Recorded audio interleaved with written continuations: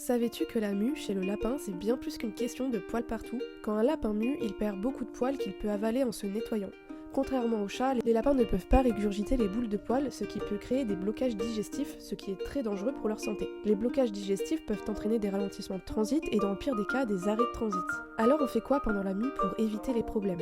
1. On brosse son lapin régulièrement, soit 1 à 2 fois par jour pour limiter les poils ingérés. Que ce soit avec un peigne, une brosse, un gant ou même avec tes mains, ce sera parfait pour enlever le maximum de poils. 2. Veille à ce que ton lapin s'hydrate et mange correctement. On donne du foin à volonté comme d'habitude, de la verdure pour l'hydratation et toujours une gamelle d'eau propre. Ça aide leur système digestif à bien fonctionner. 3. On fait bouger le popotin de son lapin. Même si ton lapin est un gros flemmard, essaye de le faire marcher en l'appâtant avec une friandise par exemple. L'activité physique est super importante pendant la mue, ça va stimuler leur transit et réduire les risques de blocage. 4. On surveille les crottes de son lapin. Tu vois des crottes reliées entre elles? Non, ce n'est pas ton lapin qui essaye de te fabriquer un collier de crottes pour ton anniversaire, mais bien un signe qu'il y a des poils présents dans son système digestif. C'est à ce moment qu'il faut s'alarmer et agir au mieux, même si le faire avant est préférable, évidemment. Et on en pense quoi de l'ananas ou la papaye en prévention? Eh bien, ça ne fonctionne pas comme on le croit. Ces fruits contiennent une enzyme qui pourrait théoriquement dégrader les poils, mais leur effet est minime et il faudrait en donner beaucoup, ce qui est mauvais pour la santé de ton lapin. Aujourd'hui, aucune étude ne prouve réellement leur efficacité, alors réaliser les 4 points que je t'ai énoncés juste avant sera beaucoup plus efficace.